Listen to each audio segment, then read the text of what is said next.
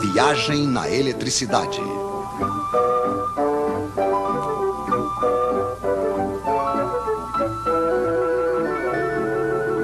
Os Três Mosqueteiros. Agora sabemos o que é a eletricidade. Entre dois fios, liga-se um gerador. Dentro de um dos fios, temos elétrons demais. Dentro do outro, falta. No outro lado dos fios, os elétrons passam através de um receptor desprendendo energia. Isso faz uma corrente de elétrons. É muito simples. Infelizmente, na prática, não vemos os elétrons. E se vocês quiserem se situar nos circuitos elétricos, precisam de um pouco mais de informação, é claro. Esses senhores vão nos ajudar. O gerador cria entre os dois fios uma diferença de potencial ou tensão. Isso é medido em volts. Obrigado, Sr. Volta. O gerador pode ser uma pilha, uma bateria de carro ou simplesmente uma tomada. O receptor pode ser uma lâmpada, um ferro de passar, um radiador elétrico, enfim, uma quantidade de aparelhos mais ou menos potentes. A potência se mede em watts, em quilowatts. Obrigado, Sr. Watts.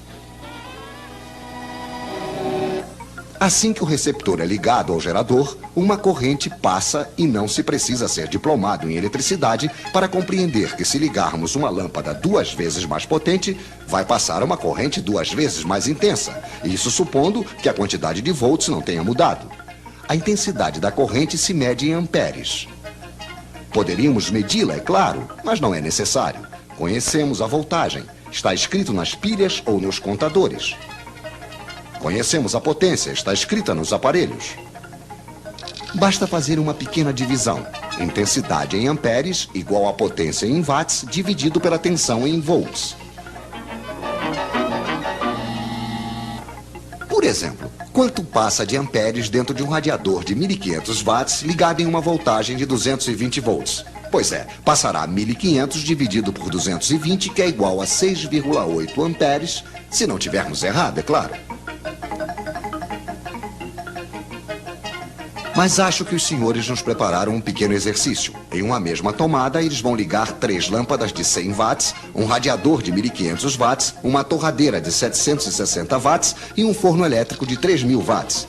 Problema: calculem a intensidade da corrente que vai passar na tomada. Bem, é muito simples. 100 mais 100 mais 100 mais 760 mais 1500 mais 3000. Potência total, 5560 watts. Dividido pela tensão 220, igual, senhores, igual a 25 amperes.